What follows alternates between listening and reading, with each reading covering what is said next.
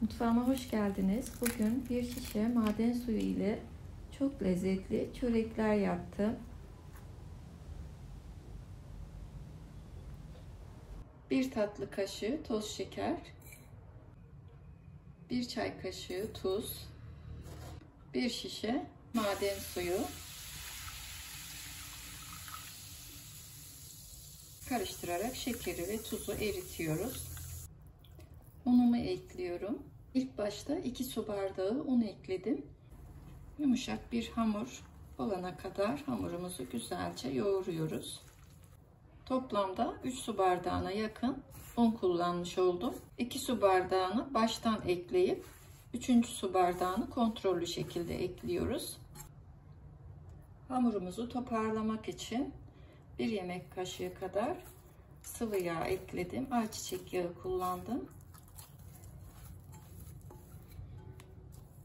Hamurumuz hazır.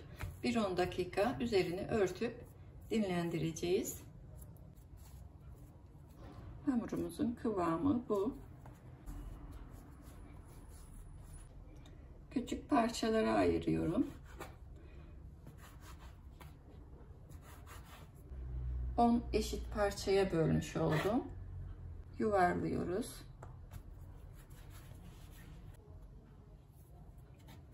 Az unlayaraktan çöreklerimizi açacağız. Merdane ya da oklava kullanarak açıyoruz.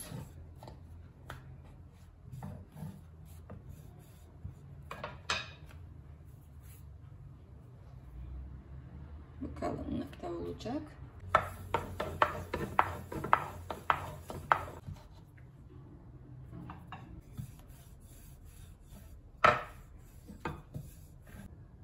Tüm hamurlarımı açtım. Şimdi sırasıyla yağda kızartacağım. 1-1,5 su bardağı kızartma yağını ısınan tavama koydum.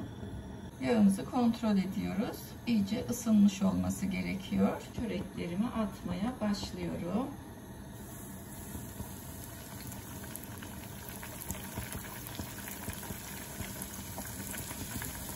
Daha iyi kabarması için bu şekilde döndürüyorum.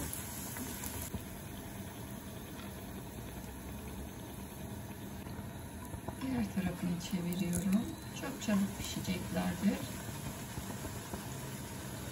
İlk çöreğimiz pişti.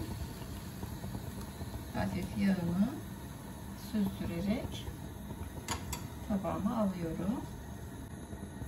Diğer bir çöreğimi bırakıyorum.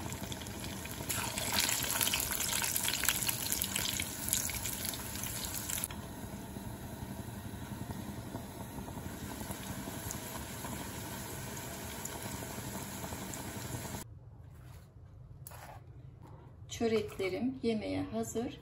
Yapıp deneyeceklere kolay gelsin. Afiyet olsun. Hoşça kalın. İzlediğiniz için teşekkürler.